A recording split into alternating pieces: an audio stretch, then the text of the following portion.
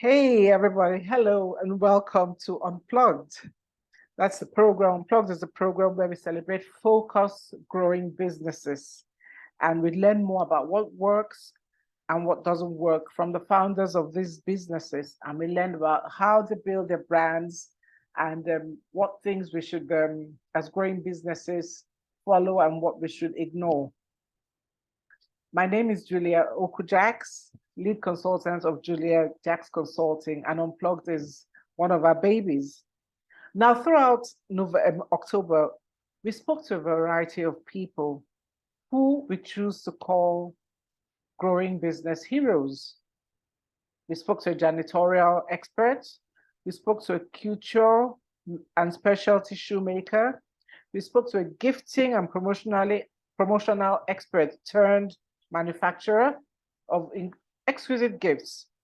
And we spoke to a lawyer turned a stylist, interior architect, and she now produces her own line of clothing.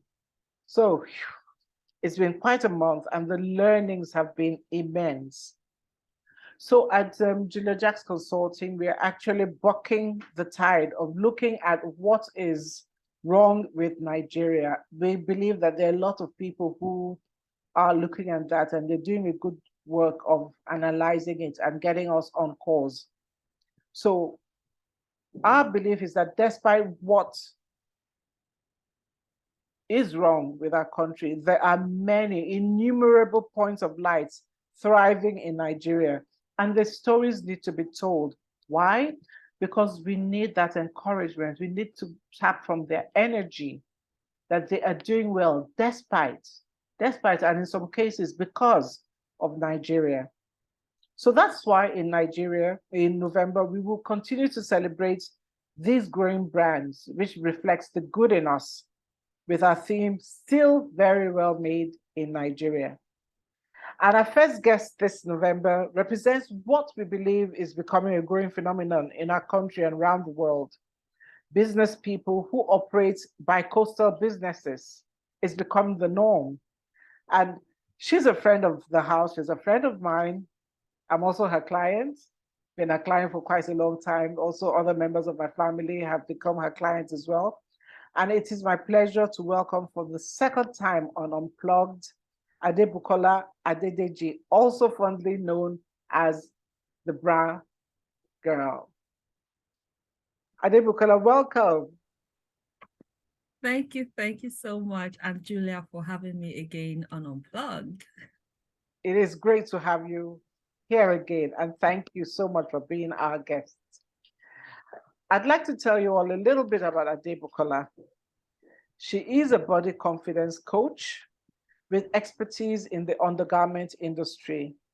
She's a styling consultant, an end-to-end underwear producer, and a curriculum content developer.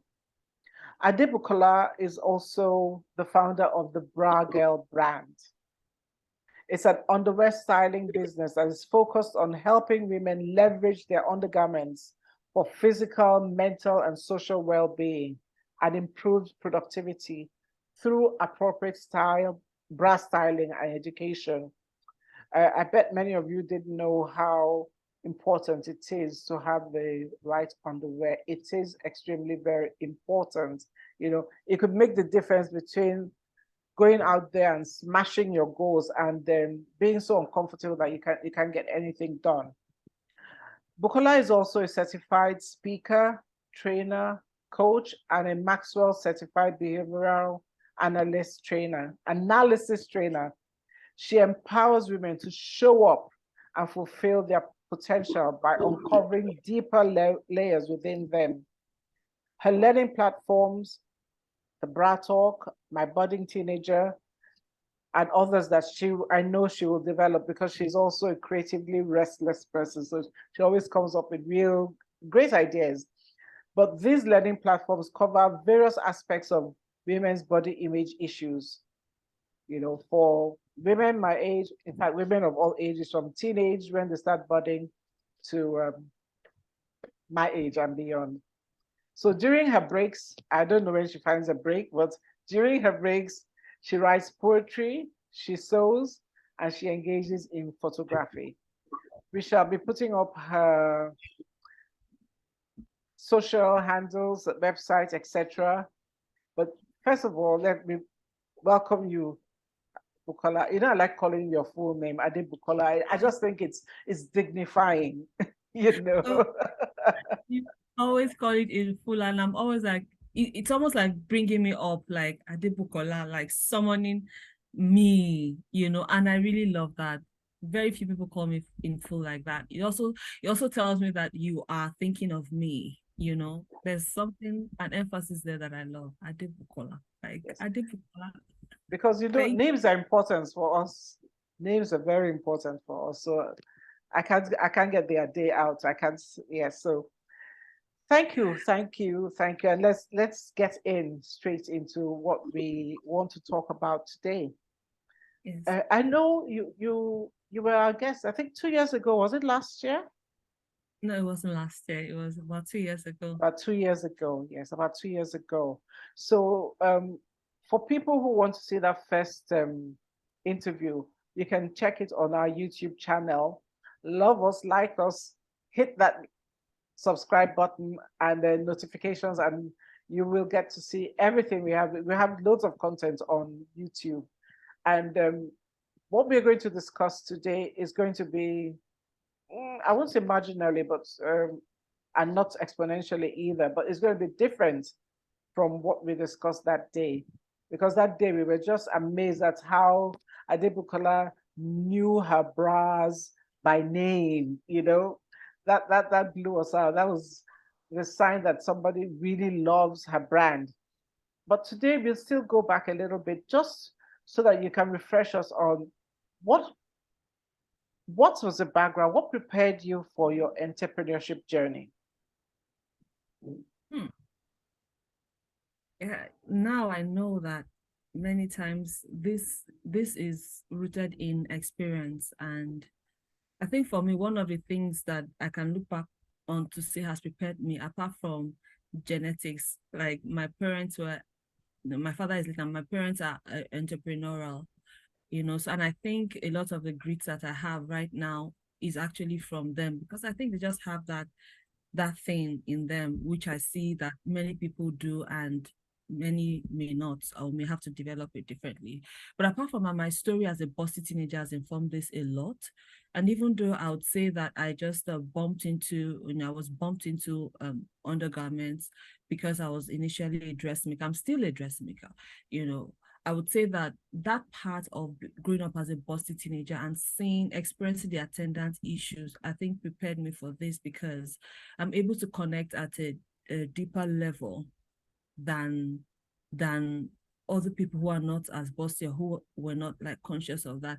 And then with the way the story evolved, I can say that now I can say that it's really the story, my experience, that really helps us to stay in there. Yeah. Okay. But why did you particularly start this specific business? Because you did other things, like you said, you sold. Why this particular business? So it was a gap I noticed. So I make couturiering, I make bespoke dressing, and in the course of learning, I learned how to manipulate the patterns for the bust area. Like I learned that the bust area puts everything together. And so for me, I was making dresses for women, and I found out that was, in fact, from whom I learned, she taught me about that bust area coming together, so that was always an emphasis for me. She made my wedding dress, and she told me the bra you use for fitting is what, the bra you want to wear your wedding day should be what you use for fitting, so that was the first foray I had into that. Oh, that really matters. So in fitting women as well, I went into, okay, the bra you come with for fitting is what, make sure it's the same as when you're wearing. And I found that gap there, where what you're wearing for the occasion is not even okay for fitting for the occasion. So even wearing it for fitting, and there was the problem of availability.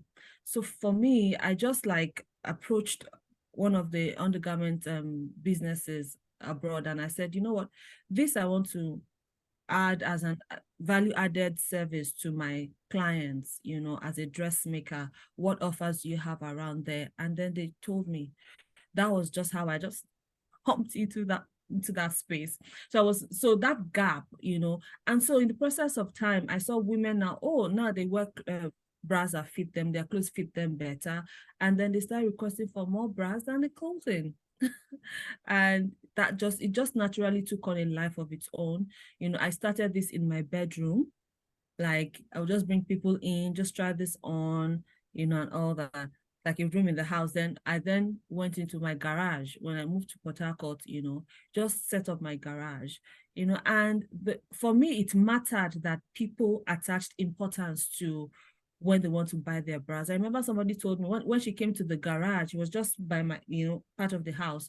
She came then and she was like, oh, I thought we were going to have the bras in boxes, you know, like we do at Okrika and all of that. And I'm like, no, because these are not, these are new bras. They should be taken care of properly and things like that. So the whole concept of bras generally, I felt had to be upscaled or reworked so that women can actually pay attention. So that was how, you know, it started. Like, okay, when you're making your dresses, you have the bras to go with them. And then it just took a life of its own and it started to grow. And when I saw the demand, the demand was going beyond staying in the garage, you know, I needed to now move it where, you know, would attract the people that really need this products, which are really busty women. That's interesting. I know your focus is busty women, but I also I'm a mother of one daughter, but I'm also godmother and friend and auntie to many teenagers and young girls who are not busty and find an issue with how do we deal with this. But that's just to put it on. I'm sure you know. I listened to your the Bra Talk, the webinar you had last week. I know the focus was on busty girls, but the girls that are not so busty also sometimes have an issue and say, oh, I wish I was like this, I wish I was like that. And then for some of us, we became busty as we got older and like, oh, wow, what happened? You know? So, like you said, you take care of women from at every stage in their lives. Yes, every stage of their growth. In fact, beyond the conversation has deepened because yes, I started with busty, like that was like the main attraction, and that was where like the obvious signs of not wearing bad bras really weigh in, you know. But in the process of doing this and observing, I find that even ladies that are not busty have their attendant issues. Also, because I'm a certified fitter, going through that course, we were able to even dwell on the issues that women have, you know, when it comes to not being busty. If I met a lady last week, Saturday, just 2 days ago, she was telling me how she's an A cup or a B cup or something like that, and she still can't find her size in the market. And I know some people are below that radar. There is an average size range. Some people are above, we call them busty. Some people are below. Those ones are not being served as well, you know. So it's just opening up like, okay, women really have, you don't have to be busted to have bra issues, but it's just that femininity, that symbol of femininity, you need to have to know what to do about that, which is why the educational part of things is really now becoming more emphasized, because it's not just finding the bras that fit you, but how does that work and help you fit into the world. I think that's explains it more. So would it be correct to say that your goal is to make all women eventually beautiful and feel confident in their own skin and in their own bust size? Yes, absolutely. And I call that authenticity. Okay. Authenticity. Yeah. Okay. Yeah. Also addressing the narrative. Sorry, Julia. Go ahead. Go ahead. Also addressing the narrative of this is what it means to be confident. Some people say being a slay mama, you know, slay queen, and they feel if I can be like that, then I'll feel good about myself. And I'm like, no, you should be able to stand in front of the mirror and feel good about yourself no matter what. Yes, you now have things to put on to express who you are, but not give a different picture than how you feel or how you look, So that is like the core message that we're, walking around, that women should be able to look at themselves, wrinkles, crinkles and all, dimples, cellulite and all. And you're good. First of all, know that that's the foundation on which every other thing rests. And when you step out, you're able to express your strength, your identity, that's where you use things that work for that identity. So checking that narrative from it has to be this way, it has to be trendy, to know you are trending already. You just have to use what works for you. Okay, guys, Bukola, apart from being a certified speaker, she's also a certified fitter for undergarments, and you can see that she's truly a body confidence coach. Just in case you never thought about it before, what you wear my mother used to call them foundation garments, and as I grew older, I understood why. That is what puts you together, so you can roll your shoulder back and step into a room and own it.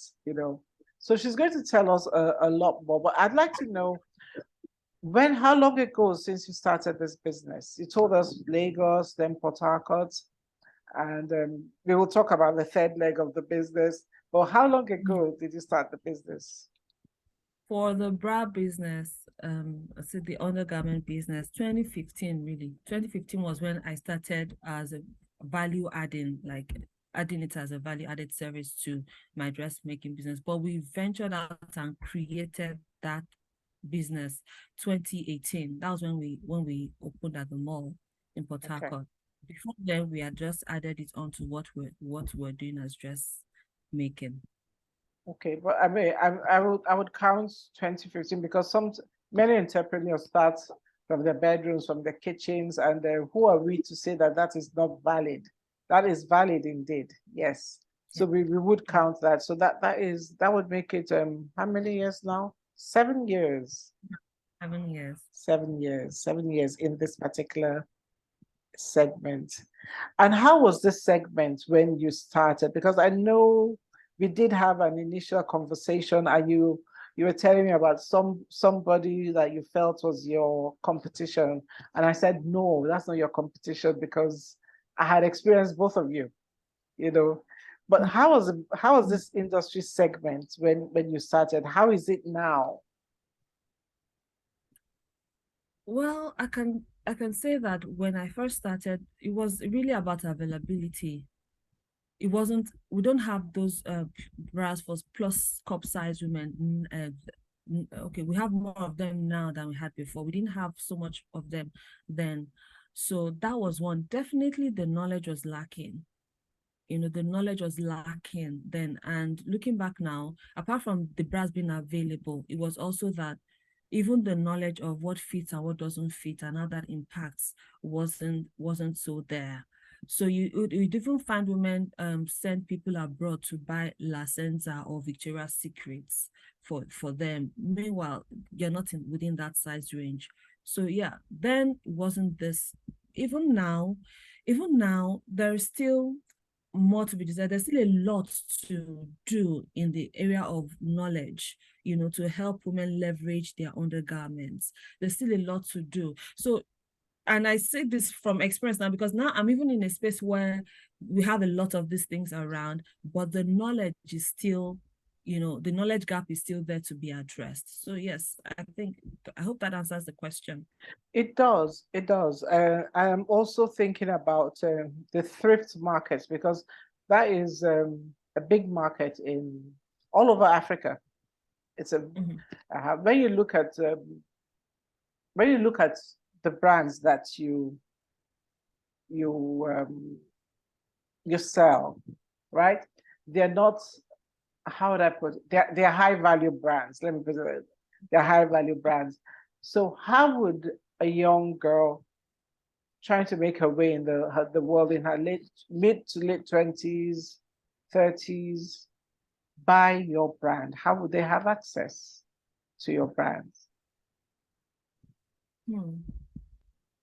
Right now, and because of prevalent market conditions, we're looking at ways to make this even more accessible. Affordable, well, I'll put that under accessible in terms of maybe we'll consider payment plans, maybe we'll consider, collections, maybe we'll consider spreading that over time and things like that. So thinking about other ways to make this accessible.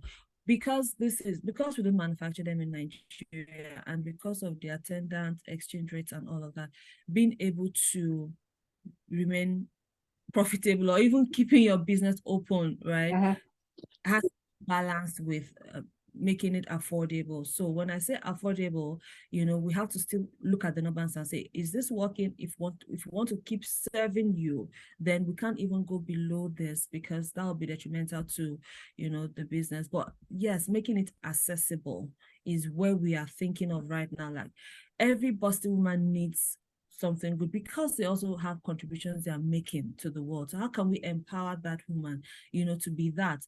I know we talked before, during the last meeting, or before then, about we talked about theorizing about how the sports industries, for instance, the sports industry, may not have a lot of busty women because of these issues. Some suffer injuries, right?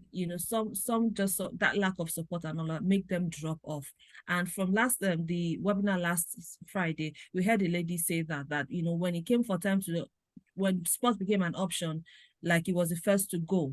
So we need to still consider everybody across spectrum to say, you're a busty woman, how can we get you to express your life the way you should? And that's what the thinking is for us. Like, how can we make this more accessible? That's how we're defining affordability right now. I really like the idea of accessibility, because if we can find more ways to get women to dress right, many young women I know on this side in the Southern Hemisphere do not even know their correct bra sizes. So even the whole concept of bra fitting is strange. It's strange. So there is, I guess there's a little bit more education to do. You said, yeah, the knowledge to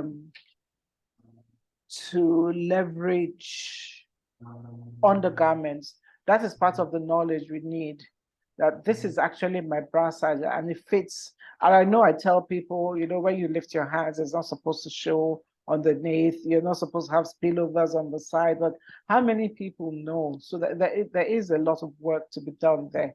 But what I want to jump on the back of the sports, what you said, and I'll tell you, apart from Venus Williams, I may be Serena Williams, I may be wrong. I haven't seen busty women in tennis. In athletics, I don't think I've seen many. There might be a reason why God designed us in a certain way. Really, in football, you barely see anything. It's more in the field athletics than in the track. There might be reasons, there may not be reasons. I don't know. That's more in your line. But yes, what if there's a busted girl out there who doesn't want to do the shot put or the discus or the javelin and really wants to run? How can we make sure that she can achieve her full potential? That's just wahala I'm putting on your lap to say, you're the brad girl, you solve that. I think Serena is already doing a lot of work in that area, and it would be interesting to follow her now that she's out of active tennis playing. She's retired. It would be interesting to follow what she's doing, Yeah. Yeah. Yeah. So moving right along, I know you distinguished yourself as a leader in the market very, very definitively. How did you do that? First in River. Oh, yes, you did. Oh, yes, you did. Oh, yes, because I know. Now, let me tell you why I know. Number one, my daughter doesn't usually bother about where she gets her bras from, but she just says, "Oh no, no, if it's not a bra girl," and I'm like, "Hello, you and I can be buying bras from the same space." I'm like, "Mommy, her bras are comfortable." And I took a goddaughter of one of my goddaughters. I brought her there once, and she was like, "Oh, godmama, thank you. This is like the best bra I've ever worn," you know, and so people know the difference. You know, not that they couldn't get those brands, but maybe it might be happenstance because first thing that you did, not you particularly, but your staff did with those girls was that they took them and they measured them. It wasn't like, okay, maybe this will fit you, maybe that will fit you. They were very, very specific. So maybe I'm answering your question. So I hand it back to you. How did you distinguish yourself? Um, okay, now that you say one of the core value, let me say core value, or one of the overriding thoughts at the beginning was experience. And I remember then part of training my team members was we have to touch women, we have to make them experience us with all their five senses. Okay, what they see, what they hear. So there are some keywords that we won't use. There are some words we will use. We want to put you at ease, first of all, because we are quite self-conscious. We can be quite self-conscious about our bodies, especially when it comes to taking off your coat and then letting another person see. In fact, we let some people, it's a choice. Do you want us to be with you in the fitting room? If not, it's fine. So we let people relax. Like want you to experience the possibilities in a really relaxed atmosphere. So that was very intentional. What do you hear? What do we say to you? And so want to touch people that how do you feel? So we put the thought, especially when we're going to open the mall, and even all along, opening the garage and all of that. That was a key part. Like I want to catch your attention first by experience, by letting you experience that it can be better. So that was one of the major things. And maybe that's what what has even sustained us so far, because other people are selling the bras now. So what differentiates us? So apart from the knowledge, the word that keeps coming up to me now is nurture. Okay. Nurture. They want to nurture. We want you to think about us. And the first thing that comes to you, somebody hugging you to say you'll be all right. And we're using the undergarment to tell you that, and we're using the undergarment to show you the possibilities. We're going, so yes, the expertise was needed. Like, we want to be able to get you into your best bras in less than 15 minutes. 15 minutes. Any other thing apart from that is, do I like this color? How does this design fit? But want to generally have your possible sizes within 15 minutes. So it's because women also would complain about, going for bra shopping, oh my God, hours and things like that. We're like, no, in less than 15 minutes, we want to be able to do that. But besides that, want you to, as you're trying, open you up to more things that can come out of your undergarments. So if you wanted to go into Spotify, you're giving up that dream, we want you to go back into it. If you like outing, you like going out, you're social and all of that, but because you just had a baby, you feel self-conscious and all of that, I want to say, no, you can go back there. A strapless bra can easily do that for you. We're just, trying to nudge people into that space of, it's possible, try it. It's possible, try it. Some women see the big bras, oh, can this be my size? Oh, you know what? It's okay. Just try it. So the fact is that when you try on your size, your busty look is minimized. So there is no fear there. So just opening women up to possibilities. You can try that strapless dress. You can go for that event. You can run again. You can lose weight. You can have the life of your dreams. Let's just take care of this for you. So I think the word there for me is nurture. Nurture. We want to nurture women into that space. Fantastic. You give me three keywords. One doesn't start with an N, but it sounds like it starts with an N. Knowledge, nurture, and nudge. You know? Yes. So you give them the knowledge, you nurture them, and you nudge them in the direction of their dreams. Yes. Fantastic. Yes. Fantastic. Fantastic. So now that you're in the diaspora and what we call Japa over here, you know, The interesting thing about your brand of Jakarta is that you're still running a business. You're running a bi-coastal business. Now, I have several questions around running your bi-coastal business. First of all, is your audience the same? I mean, apart from busty ladies, but in terms of the psychographics and the demographics, is your audience the same in both geographic locations? Well, to be able to answer that question, maybe I just tell a bit of a story there. So, when I left Nigeria, for me, it was a matter of seeing how it goes, because I had the mindset of, okay, for one, leaving the brand open was also a matter of, let's see how this goes, because this was driven by service. There are women who need this, and how can this work? So it wasn't a matter of, okay, we open this business, let's see, and then, okay, we're leaving, let's shut it down. No, for me, it felt like nurturing a baby that needed to leave in spite of all of that. So that was one decision that, drove that. And we're like, okay, this has to happen this way. Oh Lord, let's see how this goes. And then we still applied ourselves to it. Now, coming into the first world country, my assumption then was, oh, they have this thing. After all, we're importing these things from there. So they have these things all around them. They shouldn't have any problem. Let's just, in fact, I took my scissors back, my pair of scissors, like, let's see where this, And then because of the business in Nigeria, because of our presence online, people started reaching out to, like, they needed this, they needed that. I'm like, hold on a minute. I thought, that's why I said the knowledge part was what was key, and that's what separates the audiences.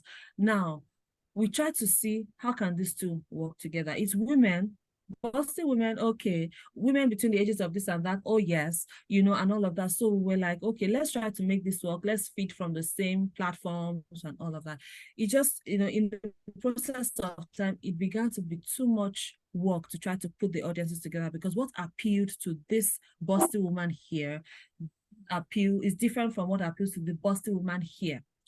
So we started having to, like, take a look at the two audiences to, like, okay, this person would do this when you speak this language, this person would do the same thing, but you need to speak another language.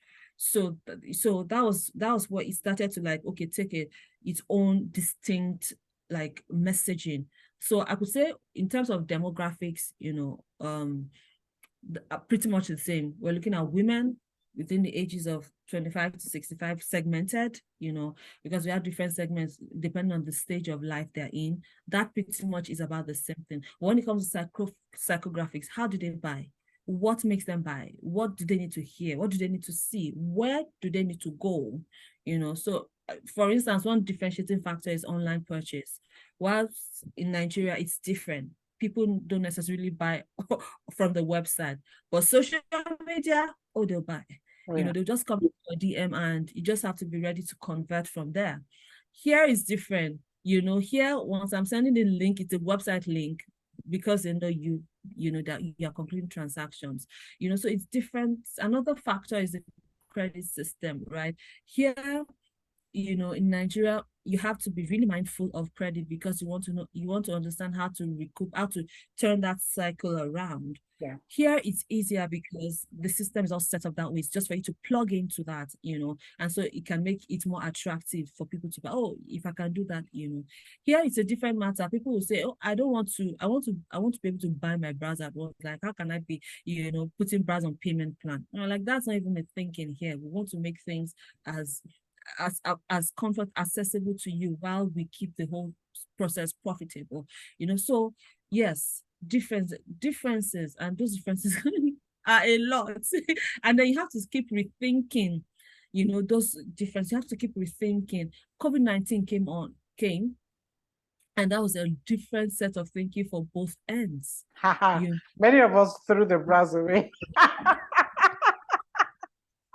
People were not wearing bras or so we have to think. But amazingly though, women still, retail therapy, bra became like a retail therapy. Oh, it's pretty. Let me just buy it because it's pretty. So the reasons people were buying bras or buying undergarments then was different. right? So even for panties too, women, now they wanted something more comfortable. Like I don't have to, which was one of the thoughts behind Kotini, right? Because Totally, they were yeah. like, I just wanted something comfortable day, night, and it's okay and all of that. So yes, that's a different audience, different language again to speak to them, but the basic tenets the same. I think there's getting to be, how would I call it, a confluence between these two um, worlds that you operate in, this bicoastal world you operate in, because I would bet that most women who are your high value purchasers, customers in Nigeria have the same psychographics, and they can relate to the women that buy from you in the on, as you say, in the overs. Yes, And yes, it's interesting that you now find some of your customers who you serve in Nigeria also move to. exactly, exactly. So The world is getting so small, and they're looking at, they're like, oh, I'm just around the corner. I'm like, oh, okay, when did you get there? So yeah. you've gone from Adebukola, you've moved from selling other people's stuff, and you're actually creating your own stuff, not just undergarments, but other things as well. Can you speak to that? And why did you do that? Because I know I still have some of your candles in my house and room sprays. So, and I'm looking for more. So, can you speak to that? So you described me one way at the beginning. You said I'm a creatively restless person. Yes. So for me, and I could track this back to my experience for new seasons. Like when I feel myself going into a new season with whatever I was doing or whatever I was, one of the questions that come is this all? And another, is there more? So born out of how can we serve women more? It has to be more than this, especially when the conversation was going, when the bra was now becoming an open door. Like when we sorted women's bra issues, then now they want, more. Now they are open to more. And we're like, how better can we serve them?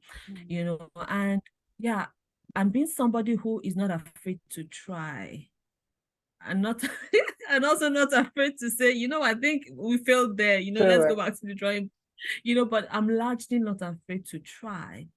If and I'm still also learning to be more calculated with risks. That was where this came from. How do women respond to fragrances, for instance? How do you set up your day? That's where the candles and the diffusers came from. Like, have a steady aura around you as you step out the door. It was more like, yes, you've gotten yourself, you see yourself, and you're getting what you need to be who you want to be in the world. So that's the thought process behind the candle and the reed diffusers. And all of them were like designed like right from scratch, because for me, it felt like it had to express something. It had to touch a nerve in the woman using it. Our candles, for instance, the scented candle is gel wax, which is not very common. In fact, we had a lot of challenges with even getting that to the shelves because it's unusual. And like I said from the beginning, appeals to the senses. Okay, so this candle appeals to your sense of sight as well, apart from your sense of smell. It appeals to your aura, your feel, It's and called so that aura, was what isn't it? we, yes, aura, Yeah, aura. yeah, Aura by the Bra Girl. So that was yes. thinking behind that. And also the scent bags as well. We're like, okay, aura also, having that aura around you. There's something good about having a well-scented undergarment. Like it's your natural default. You pick it, or scarves, you pick it up and that's you. That's me. Subtle tools to help make your day. And when it comes to making your day, it's about how authentically am I putting myself out there without having to think about it, setting up a system in a personal structure to enable you to be who you want to be all day, every day. And that's all. And now with COVID-19 coming on, we're like, how do we serve women more? You know, when women start to say, you know what, do you have cotton panties? Now, every bra we sell at the bracket has coordinate panties, either thongs, briefs, or shorts. They come in the same color. So, you know, that's always available to order with the bras. But then we have women saying, do you have cotton panties there? So they'll buy the bras, leave the coordinate briefs, except we have some who like the briefs together, you know, and they'll still say, do you have cotton there? Do you have cotton? So we kept hearing cotton panties, cotton panties. We're like, oh, okay. All right. Okay. So let's see, what does it take to get this done? You know, and that was how, you know, and I designed Cotini from scratch, like designed it, did the samples and all of that, you know. So when I say end to end, that's what I mean. That's what I mean. Tested it, you know, and it tested it on different body types and things like that. So we did all of that, you know, in getting that going. And so more, how does this measure up to self-care?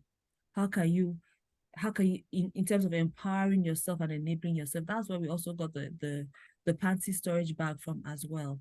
Like, I love me, tracking back to yourself, like you give from your overflow. You know, one of the key things about the panty bag package is it comes with the affirmation cards. Now, the affirmation card is not, I am, you know, I am amazing, I am beautiful. That is good. Like, I'm in the best stage of my, that is good when you have the affirmations written for you. But these are called self-honor code cards, because I'm like, what are you thinking of yourself? What are your syllables? What are your adjectives? What are your attributes? Write them down. That's you, that's your identity. Write them down, put them where you can see them every day, by your mirror, by your, you know, wherever you're on your dashboard, you know, in your bag and all of that. And that's how that was done. So it's not just, and I have the bag, it's not just the bag, the card, very essential. Like, and amazing, my daughter also has just she wrote us down, you know, any session I've done with that card, I found that part, you know, really helpful. And it's really encouraging when you see that people just don't drop those things.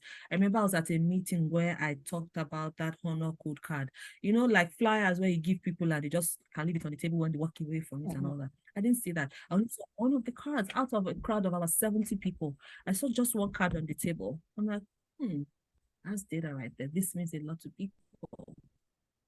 It does. It does. I mean, as you were talking about it, it hit a chord in me.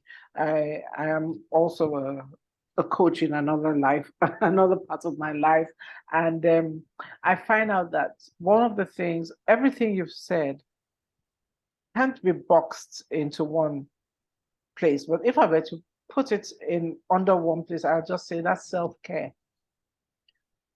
Between self-care and mental health, because there's so many things that happen. But I tell you, when you put on a good bra and it fits well, it's not tight. You know, I have bras that I wear for traveling, you know. I just want to be comfortable. Those are my traveling bras. I have bras for when, okay, we're having a Bible study or something at home, you know, and I don't have to be all nice and perky. But I have bras like, these are my power bras, you know. I'm going out with these girls. This is my armor, you know. These are power bras, you know. And then when we got the cottony, it was, my goodness. I mean, I don't, you know that I don't like all these garments that press you and hold you. I mean, I love my puff puff, as you can see from my cheeks, you know. Full something medium coverage, something like that. Medium. There's a way you call your style, like. You know, I can't remember, but you know, I always redefine how I call myself. I'm like, wow. Full coverage, firm control. Full coverage, firm control. It gave me a whole new, I mean, it pulled me together. I'm like, okay, this is really cool. I really loved it. I just loved the fact that, yeah, nothing was left hanging. Nothing was left hanging from the top to the bottom, you know. I really love that. And it's something that I would, I typically don't try not to push people's brands, but you wouldn't be a very well made in Nigeria brand if we didn't believe in you. And I think that is something that you need to keep telling people. You know, those panties that you wear and you throw away in 2 months. It's good for you. It's also bad for you because those cotton panties, I can see them in my drawer for a long time. I'm waiting to get the panty bags. I'm into love, Julia. And I know a lot of women are into that love. It's time to love myself. The world has been through a whole lot of stress. It's time to love herself. And she would not want me to say this, but I'd like to just share that Adebukola not only sells, but she has a heart for other young ladies, and she did give out some panties to. I know I didn't tell you I was going to talk about it, but she did give out some panties to young girls who would not ordinarily be able to afford these panties. How do I know? Because she gave them out through an organization that I believe I belong to. Which organization is that? Okay, that's a story for another day. But it's not all about take, take, take. She also reinvests. And for some people, just your bra fitting exercise, even if they don't buy from you, guess what happens? They can go abroad and see a bra or see bras, buy bras, and they can tell people, this is my right size. So those will now become your secondary or tertiary audience. And because eventually people never forget people who do good by them. People never forget. Yes. Okay. So what has being in business and building an identifiable brand taught you about yourself?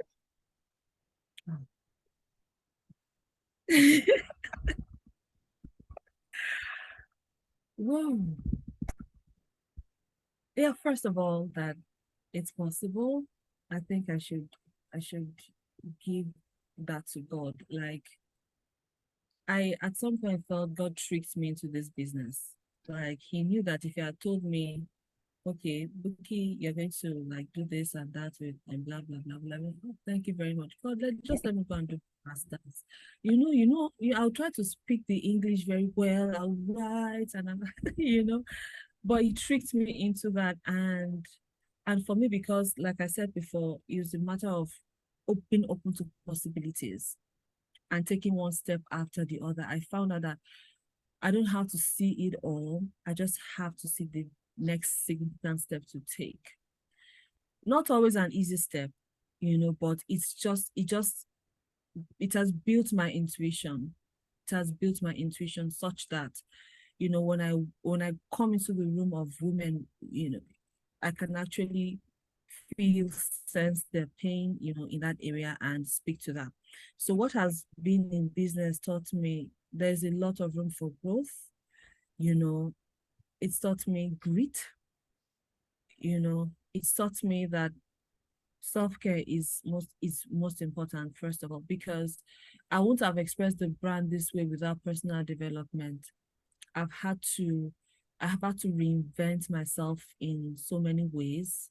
I've had to stop showing up in this way and start showing up in this other way. I've had to um dig deep inside to get out the water from within, and that is really heavy on personal development. I've had to subject myself to learning processes. In fact, there was a course I took, and at some point I would have to get up and do some jumping jacks or just run up the stairs and down to be able to answer the questions. So that's how, I just let myself into some learning process that I didn't know it was going to be that deep, but he expanded my mind that it can't shrink. I couldn't shrink back to where it was before. So yes, so for me, I would say the first thing that being in an entrepreneur has taught me is focus on personal development. I've also learned as an entrepreneur, it's more about service. It's more about, and I know we talked about Zebit and Julia a few days ago, it's more about articulating well enough to get you to the point of selling. I don't know if I said that well. It's more about service. The first thing is, yes, I need to make this money, which was where I also started. And I'm beginning to see the shift of, yes, whatever you're doing as service right now, you need to you need to process it to that place, because we're in the business to make money, and it's an art. I'm just learning. Like just keep learning. I just keep like, okay, how do I learn this more and more? How do I build the skill to not just make it as glorified hobby? Oh, I think you've passed that stage. I think you've passed that stage. It's not a hobby anymore. This is a calling. And another thing about entrepreneurship, which is good, I said calling, is it's a spiritual journey. It's a spiritual journey for me. I've had to expand and build capacity spiritually.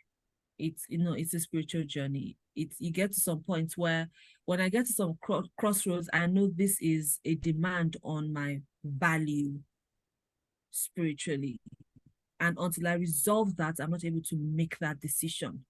Once I resolve that, so for me, I just first go and say, okay, hold on a minute, let's sit with this and work this out.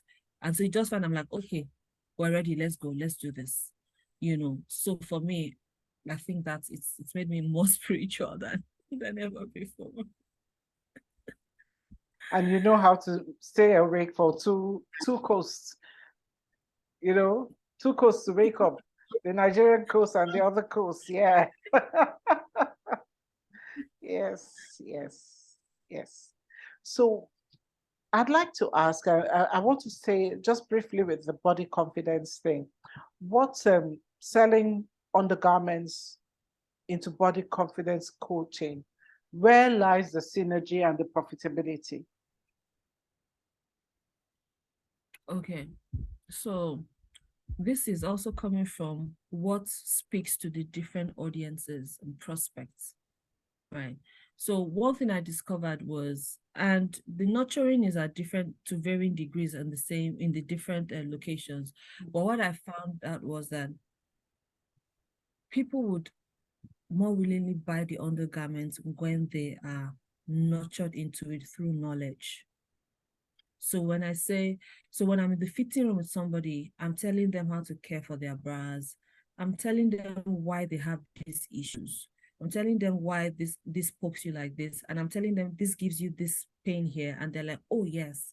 And I'm telling them this is how you do, this is what you do, this is how you put it on this how. So for me, so that's like the coaching part of things, coaching them there. And then also I've had moms now bring their daughters, like they bring their daughters who don't have any experience at all with the bras, and they're busting, and they come and they don't want to wear bras because those bras. And for teenagers, I noticed that if the bra hurts, they dump it. They'd rather not wear bras. Absolutely. So no matter how big they are, like I've seen teenagers just come for fitting and like, oh, you're not wearing any bra. Like, hey, please free me. And I'm like, okay, all right, let's get to work. And I'm always glad that at the end of the day, they walk out of the fitting room with the bra. They don't take it off. They don't take the bras off because they've learned something new. It's different. And I see how that is comforting for the moms, like, finally, just tell her everything, just teach her, let her know, so that's where that comes from, like the coaching. So we're looking at how can I coach, how many people can I coach in the fitting room? How can we scale this up? How can we coach teenagers? How can we coach future sportswomen? How can we coach women who are looking to lose weight? How can we coach women on the runway? So that's where that body confidence is coming from, because we see that once you are confident in your skin, you can take on the world. And so that's where that is flowing into, and women just buy more bras when they are coached into it. Yeah. And I would say that your bras are really pretty. So for me, well, I took up okay, what she didn't say that she also sells so many beautiful accessories, which make your bras just look like candy in your eyes or like a flower garden. So she has this bra hanger. I never saw one before in my life. So when I saw it, I was like, yeah, I want one. I want one, And my bras, when I take the hanger out, it's like, oh wow, which flower am I going to pluck today? It's like you said, it's an experience. So instead of just seeing it as a basic thing that you should use, it's more of how beautiful am I going to look today? Am I going to, is this, now, this is what something from a band. I think they were in the 90s, TLC, and they had a song that they called "Crazy, Sexy, Cool." So, which, which which woman is coming out today? Is it the crazy woman? Is it the sexy woman? Is it the cool woman? You know, is it the boss woman?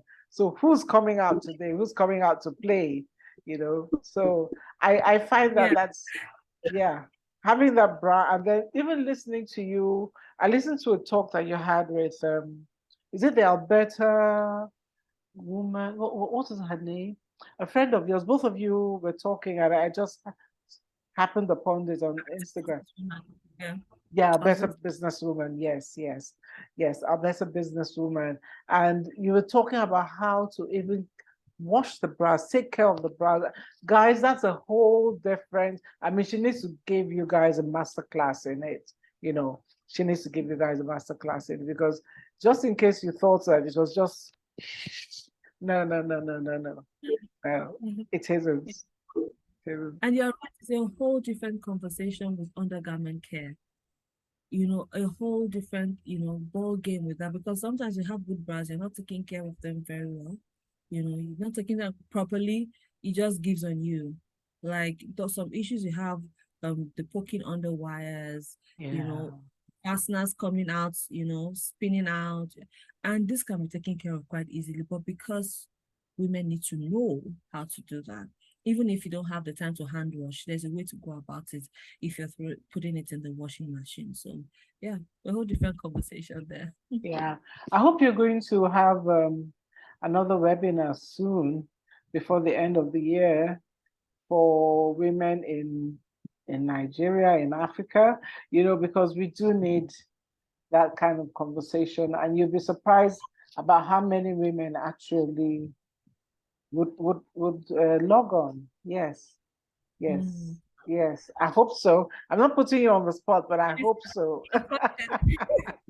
Actually, what I was thinking about was because, like, we talked about knowledge, and I keep thinking, how can we get this message to more women? Now, with the advent of COVID-19 and the various people groups are affected in different ways. Men have their own way through Yeah, that. Women have theirs, girls have theirs, and things like that. So we're like, okay, how can we bring this in such a way that women are really helped, and how can we bring to more women? For instance, time is something. So, I may be wrong, but I feel that, when bringing people together, it may not, it may need a bit of preparation to do that. Let me just say yeah, it that yeah, way. yes, A lot of preparation for that. And even at that, some may not even have that chance. So like, can we leave room for flexibility here where women can hear it after, or how can we put it in their face consistently? So that made me think of a recording, a master. I actually did a master class recording, but I'm doing another one where we just talk about these issues in bite size, where you can get this and it helps you. Can get, then you look for more, you can get that, and then just build up that experience like that for women, and then put the offers along with them to, like, this is how you get this done, that's how you get this done. So that's something that we actually want to premiere on December 15. We'll see how it okay. goes. Okay, well, let me also, in line with that, because I talk about profitability. You don't have a business until you're profitable, and we can't have we can't just make a hobby, a happy hobby, even though you're happy about it. Can't make a happy hobby out of this. I would strongly suggest, and we can talk about this offline. There's some incredible women. One of them is in Port Harcourt. You may know her, who teaches you how to monetize your knowledge as a coach, you know, Mhm. how to make profit out of your passion, you know, and we can talk about that later, you know. Okay. So yeah, it's something that also grabbed my attention. And I know sometimes when you're really passionate about something, the the profit goes out of the window, but hey girl, hey, we need the moolah. We need the moolah. Yes, yes, absolutely. So I have just three more questions for you. Three easy curveball, very curve. questions, just easy. What should we Okay. expect next from you? Oh, expect next to be more of knowledge, nurture from the knowledge angle. It's been more of expressing the brand in that way. Yeah, products may come with that. We're looking at different colors of Cotini, for instance. We're looking at trying out our bras for teenagers, right? We're looking at that. For me, I'm thinking if I can avoid getting teenagers into underwired bras, I would. Yeah. So we started that project before COVID-19 hit, building bras specifically for teenagers, non-wired, comfortable and all of that. So we're looking at that, in the near future, how we can do that. But before then, we want to drive our stakes into the ground with the product that we have right now and being able to articulate that with knowledge, like nurture people with knowledge, coach people into that, and get them to get more of these things for themselves is, I think, where we're at right now. Honing that skill is where we're at right now. And then while we just prepare for further down the line. Yeah. So we have quite a number of things on ground to work with, and we'll just sit with that and actively pursue that in the near future. So we can expect somewhere down the line an own brand, a name brand. Oh, for sure. Oh, for sure. Oh, Okay. for sure. Okay. Okay.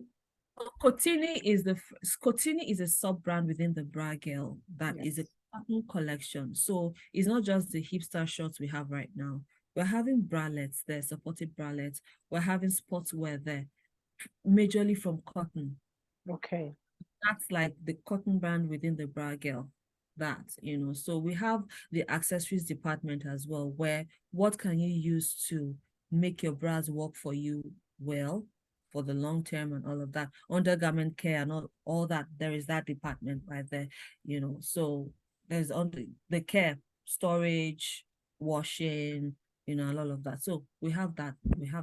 But Cotini is that cotton aspect of the brand where we take care of those who prefer that. Yeah. Well, we're looking forward to it because I tell you, for a woman in my age and where I'm living, cotton breathable on the way is it? Breathable on the way. And I think I did see something, what was it? Sportswear as well. So we're looking at you and we're following you very, very closely. Yes, we're following you very closely. So my second question, what tip would you give for somebody who wants to step into, not necessarily in your line of business, for marketing, customer service, and networking for people who want to step into or step up their business game? I think there is a science to this things that we all need to learn about. But that doesn't mean we should know everything from the beginning. Like, want to be able to step into the water, and move on as we go. So for somebody looking to step into this, I would say preparation is required. Learn the basics. And don't go in blind. If I would look at my own experience, which I won't say no, which was good because I learned a lot. I would I think I would invest more in learning about this marketing from the very get-go, because this evolved from a dressmaking business to this and to that. And, I think somewhere along that line, I would have invested more in how does marketing really work with this, so that maybe the curve of moving from, okay, this is just what I love to do, to monetizing and making money out of it, that curve starts early, as it's different from, okay, so at every point of evolution, then you're able to see how does this change, as different from figuring it out. I think that's one lesson I would say I learned for myself. So anybody going there now should, I would say, invest more. Things change a lot, Yeah. but invest more into that science of marketing and profitability. Okay. And your customer, how do you do your customers? How do you get your customers?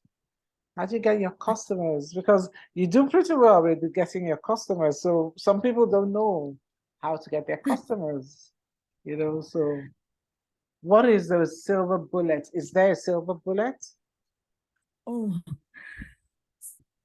well, if there is a silver bullet, I'm not sure there is. If there is, it is what it's authentic to you. It's what works for you. For me, the business grew from word of mouth a lot, but now I know that we've moved from that to paid adverts and things like that.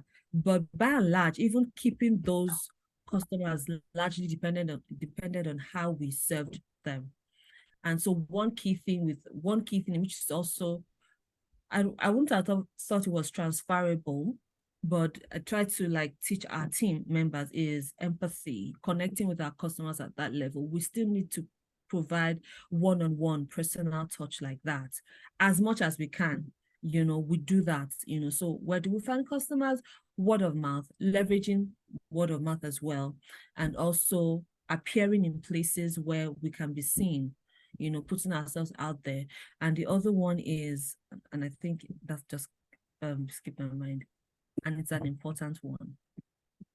Okay, I'll get to it when I remember, but first of all, word of mouth, that is a seller. It brings you warm customers. You don't have to start from the beginning. Yeah. And then the second, the second, just showcasing the brand. The third one is knowledge. Now, the Brand Talk has brought in more attention to the brand, because the first thing is, I'm not even coming because you buy the brand. I'm coming because of the knowledge you offer us. So that one, so being able to chunk that into sizes and saying, okay, 5 sizes you're wearing the wrong bra, 3 reasons why your bra sucks and what you should do about that, undergarment care, those ones are brought even sales, because people are connecting from knowledge. Okay. Thank you. And Adebukola, the very last question for now, because I'm sure we're going to call you back later as another star, and I hope you'll say yes. Yes. Actually, of course. So, even though you've left the country with your family, you still run a business here. What fuels your belief in Nigeria? Wow, that is an emotional question. Okay. Like I said, the reason we didn't close the brand about 3 years ago is because of the need that we saw, the gap. And if the goal of the business was then to make as much as you can and just, that's not a sustainable way to even approach a business. It was about, there is still some grounds to till in this land. And in many ways, I see my time in diaspora as a way to learn, to be able to put back into the country, so whatever I'm learning here, I'm saying, how does this work in Nigeria?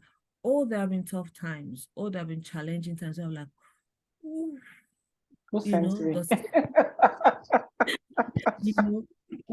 just one thing, just like a little burning candle in the midst of it all, to there is still ground to till.